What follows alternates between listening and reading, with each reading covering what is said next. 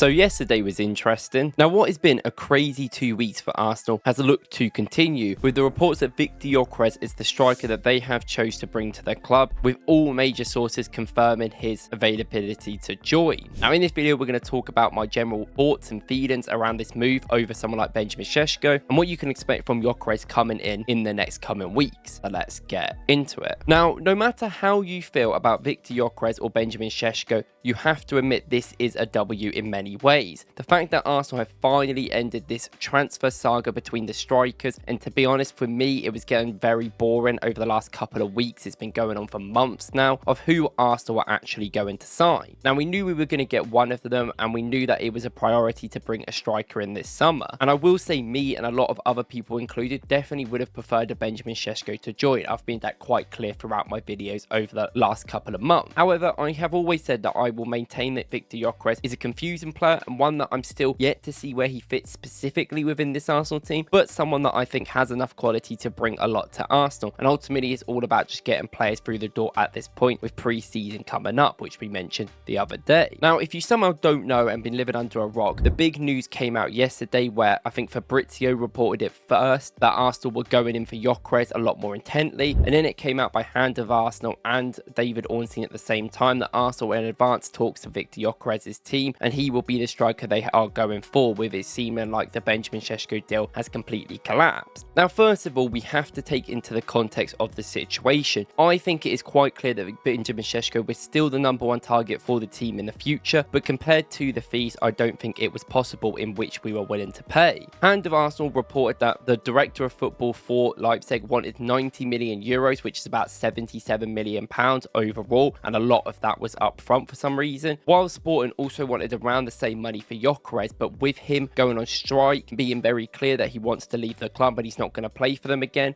it has sort of forced their hand, where we're looking at more of a 56 mil fixed fee with about 8 to 13 mil on add-ons, which I think is a much more acceptable price for a striker. Now this is clearly where has been the kind of turning point for Arsenal in this transfer. It's quite clear that we wanted to pay around 60 to 70 mil combined fee with add-ons as well for a striker, and I think that is fine, and I think that gives us a lot of confidence that Arsenal are trying to do a lot of business around the team, and we've seen it over the last couple of days, where I think that spending less on a striker given the situation is an absolutely thing I can get behind. So in my opinion the money is absolutely fine. Now when the news came out, I was a little bit shocked, but not probably as shocked as you would expect as someone who has wanted Sesko a lot more. I made a lot of statements on Twitter. Go and follow me on there, I would recommend it, but I basically said in there that I do believe that Sesko would have been the better choice, and we've gone through this loads. I'm not going to prove myself now, look at all my videos, but ultimately, like we said yesterday, we need a striker for pre-season. Pre-season's in a week's time, week and a half's time, and we still had no idea when this deal was ending. And I think given the amount of stress that we had to kind of get this done, and given the situation and the fact that we always had Gyökeres there as a backup, he was willing to say no to every other team to wait for us, and obviously all the lengths that he has gone to try and make this transfer happen. I think it makes a lot of sense to not only give him what he deserves because how much he's pushed this to happen, but also it's a player that is absolutely acceptable to buy for the fee that is quoted around Sesko is just way too much.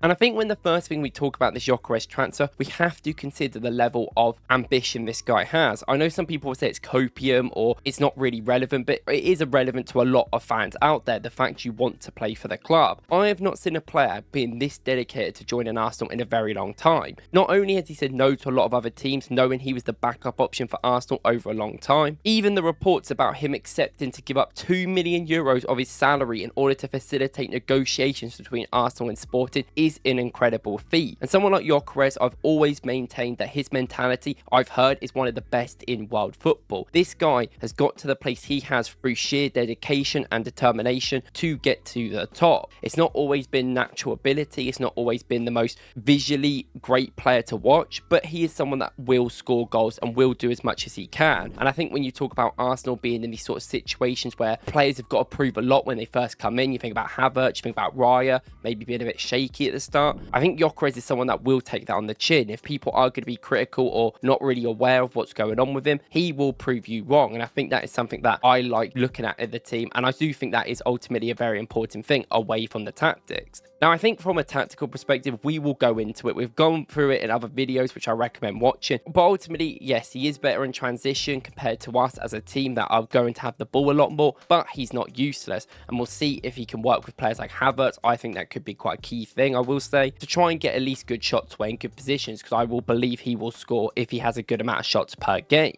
Now, some of the overreaction about him is always going to happen. I've seen it with every single player Arsenal are linked to this summer, where someone has gone, the project dies here, this doesn't make any sense. And I get it, not every transfer is the perfect one in the world. I think you can argue about Madueke, a lot of people would say that as well. But ultimately, do I really care at this point? No, it is about winning, it is about getting over the line, and we still have a really good team. Gyökeres coming in for some games, even if it isn't every one, doesn't neglect the rest of the good work that people like Saka, people like Rice, people like Zubimendi are going to come in to do, and will not make us a worse team. We have literally had Mourinho and Havertz up front for the last year and a half because Jesus has been nowhere to be seen. So actually having a proper number 9 is something that Arsenal have been missing over a very long period of time. And as much as I've honestly gone on about how I prefer Sesko is my guy, I'm always going to stick by players that now play for our team. I can see the vision of why Arsenal wanted to buy him, and I think more it's that contract situation which we speak about more than him being a better player than Sesko. And ultimately, I can get behind the club getting this transfer in when the rumours are very positive in other positions. I also like Gyökeres. I think as a person, he seems like a really good guy. I think his mentality is something I can really get behind. And when you talk about stuff like his off-the-ball work, people were critical and maybe it's not as good, but I think that he has such a good mentality that he will try his best every single game for the badge. And I think sometimes that is really different in different systems, but I think if Arsenal got him to do defensive work, got him to sit in a block, I think he would. I think that's how much he's dedicated to becoming better and helping the team, which is something that we need. We need good soldiers at the end of the day.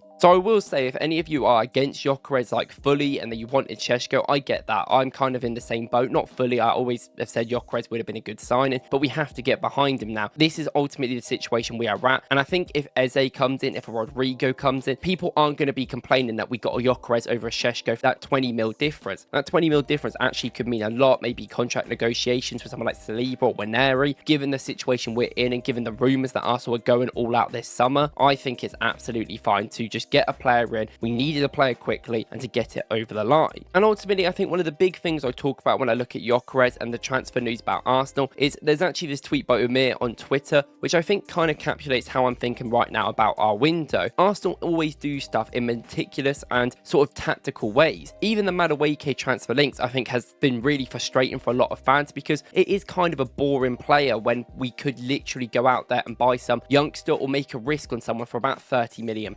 They are a backup to Saka at the end of the day if it's being reported. And I think when you look at Gyökeres, he is a bit of a risk. Do Arsenal need to sign a striker risk as much as other players? Probably not. But we need to sometimes take risks in the market and sign players a little bit out of our comfort zone to get better. I think Eze is also a player that I would argue is in that sort of mould. Personally, I'm annoyed at the club for the lack of planning, I think, in the striker position in the past. I think we've kind of been burnt by the fact that Berta has come in midway through negotiations for a striker, which isn't his fault. I think he's done a brilliant job so far, but there's been reports that Aito and Edu kind of had agreements with Leipzig, and they kind of didn't care when we got a new guy in, and that was kind of different. And I think we've needed a striker for so many years now, and it is a little bit lack of planning that we've come to this summer having to basically buy one because we didn't buy one the last couple of years. You know, if there was a good opportunity last summer or even in January, we should have taken it because it hasn't really meant that we've got a better striker than we could have. We could have got Gyökeres or Sesko last year if we really tried. So I think when looking at that, it is frustrating with the planning with the club. I'm hoping at least some of the planning with the other players like a Rodrigo, hopefully he is going to come in if we are willing to wait. And I'm hoping if we are going to wait a long time for him, he does come in, to be honest. I'm hoping an Eze comes in, I'm hoping a Madueke comes in, and I'm hoping like maybe a Trossard is sold, which is the current rumours we are talking about.